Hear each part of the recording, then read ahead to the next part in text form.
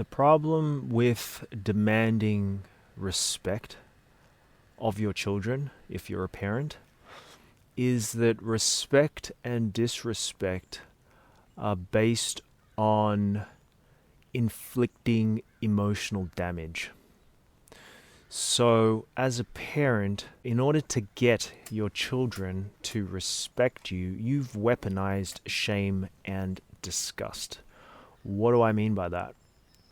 For instance, when you're shaming someone with these words, as an example, Johnny, I can't believe that, again, you're still not paying attention to me.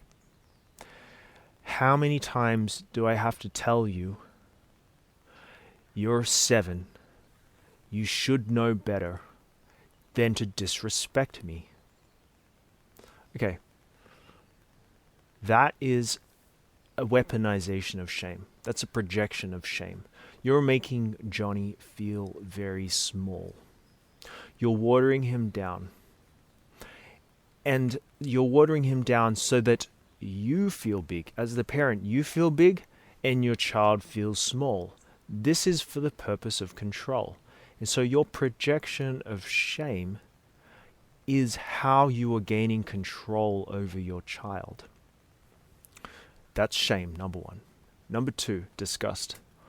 When you're disgusted at someone, for instance, this, Johnny, I'm your dad. I'm older, I'm wiser, I've been through this so many times before. You need to respect what I'm teaching you, what I'm telling you to do. Listen to me because I know better. You're just a child. Okay, respect me. That's disgust. Why is that disgust? Because disgust is a divisive energy that makes you superior and the other, your child, inferior. So Johnny is the inferior, I'm the superior. I'm the one who knows everything. You don't know anything. That's disgust. And so we're trying to control, influence, manipulate our children to believe that they are inferior to us in order to respect us. And so when we demand respect that is based on this shame, that is based on this disgust, we have weaponized both these emotions to control our child to our agenda, which is to do our bidding. Whether or not that bidding is in the child's best interest in our belief, whether that is because we love them, all of this stuff, it is shadowy because it is based on you, the parent, inflicting emotional damage onto your child. And so the child carries this conditioning throughout their life, and it forms the basis of their inner critic and their inner saboteur when they grow older. So then the question would be, if I cannot control them by inflicting emotional damage, how can I get my children to listen to me, to pay attention to me? In my opinion, the number one thing is to look at our children as sovereign, free will individuals that have all of their own capabilities to make their own choices, their own free will choices. And so the way I like to think about discipline is that it is supposed to be an invitation. You are inviting your child to listen to you, to follow your lead. It is not a command, it's an invitation. We need buy-in from our children, just like if you're an executive and a manager of a team in a business, and you're inviting buy-in from your colleagues, from your direct reports. You're inviting them to join you on a mission, on a purpose, on a goal. You have to be able to sell to them why they should share. It is a sharing. Share your purpose, share your vision, share your intentions. Okay. If you are unable to earn that other being's buy-in, that's not their problem, that's your problem. So you need to figure out then, why is my agenda so difficult to want to follow? And it requires discussion. It requires conversation. It requires debate. Not shutting down of debate, shutting down of conversation. It invites a conversation, which may look like this. So, Johnny, I noticed that you didn't hear what I said to you just a moment ago. Could you share with Daddy what you're feeling right now? Did you hear me? Were you able to understand what I said to you? And you start asking questions relating to that. How they're feeling in that moment where you were asking them to do something, to pay attention to you. How are they feeling? And if they don't have the language, we as parents, it's our responsibility to teach them that language. Okay? So it's for us to empower them with the language of the primary emotions. Do you know the primary emotions? If you don't, okay, well, as a parent, do you know the primary emotions? If you don't, that's an issue. You know the secondary emotions. Children are very sensitive to emotions, and if we don't empower them with the language to go with it, then they're not empowered. And if you don't know the language, then you're not empowered either, because you're unable to speak to your feelings. If you cannot speak to your feelings, how do you know what your children are feeling? And if you don't know what they're feeling, how are the children supposed to feel understood, heard, seen? They probably don't. The other point about teaching children is the perspective I would invite you all to take would be to look at our children as equals to ourselves. We are learning just as much from them about how to be great parents as they are also learning from us how to be great students and children. So there is a beautiful symbiosis where we're all learning how to be great. And we're equally learning. It's just that we think that because we've had more experience in something, we deservedly have earned or require a higher position than them.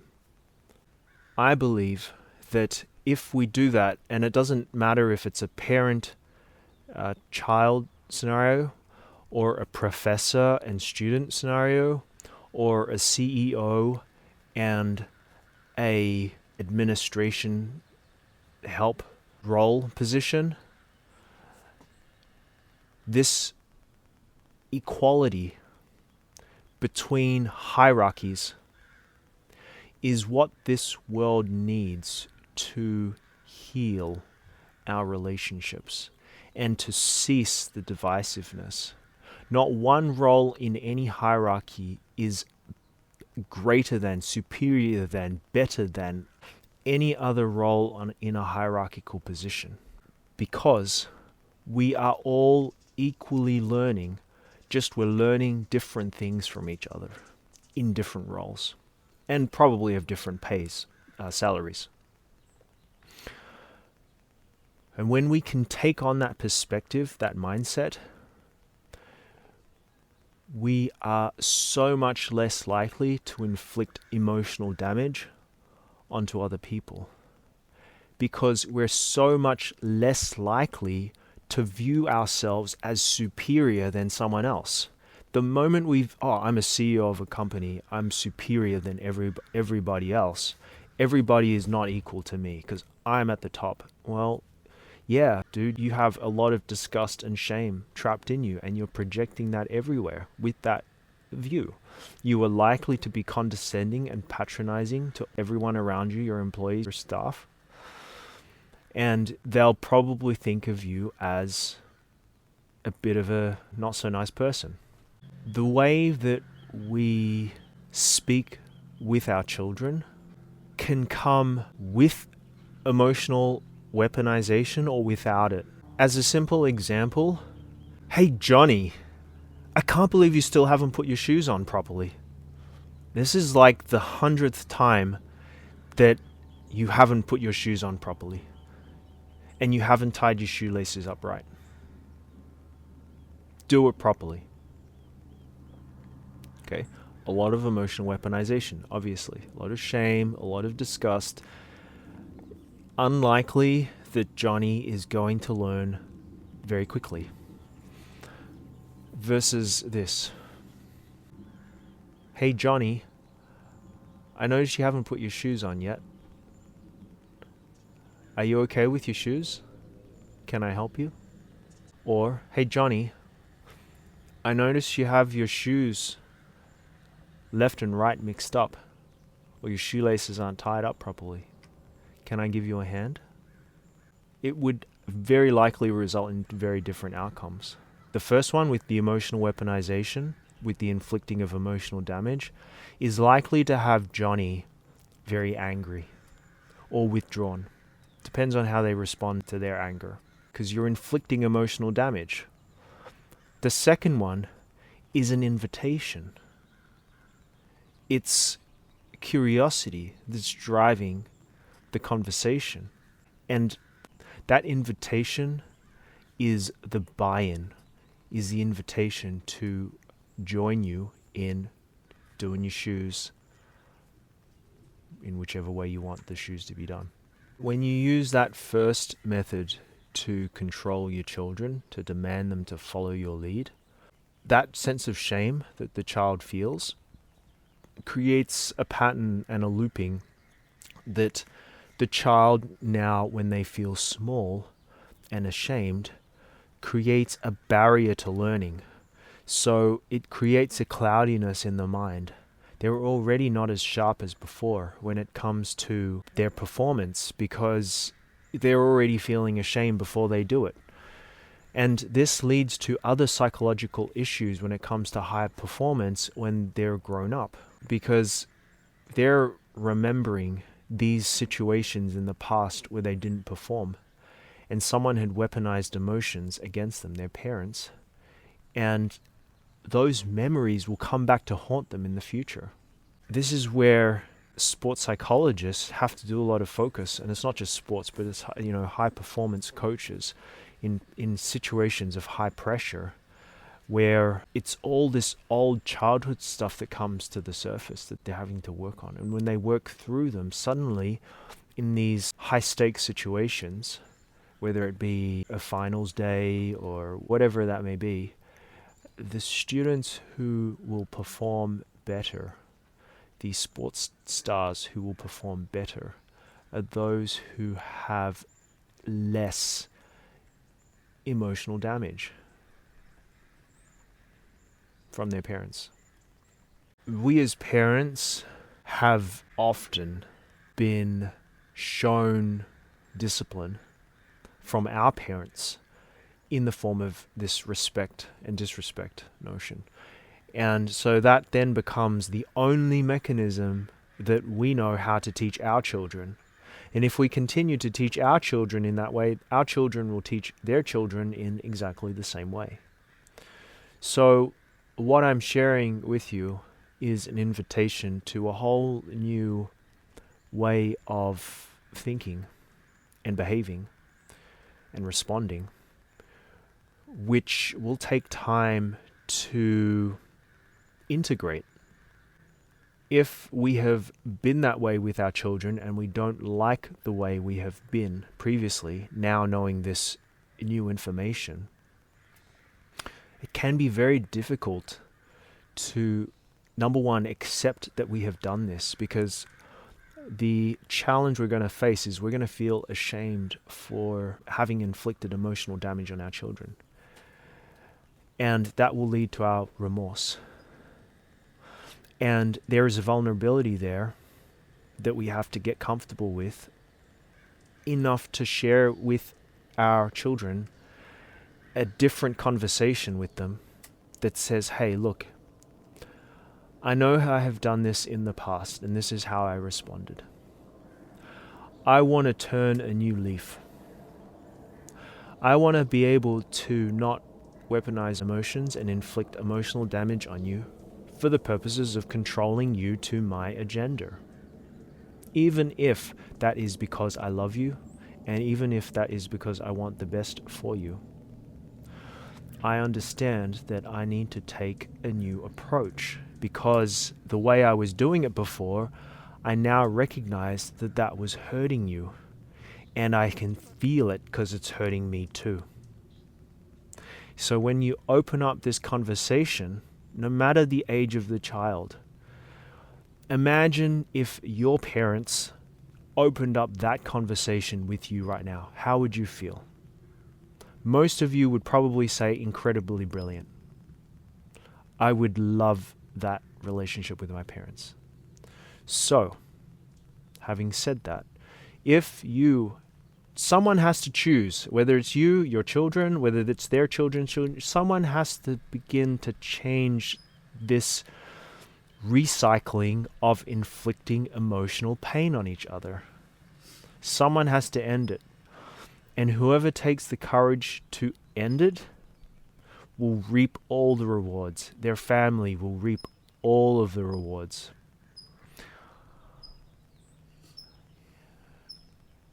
I hope that this message goes far and wide, because this is what this world needs.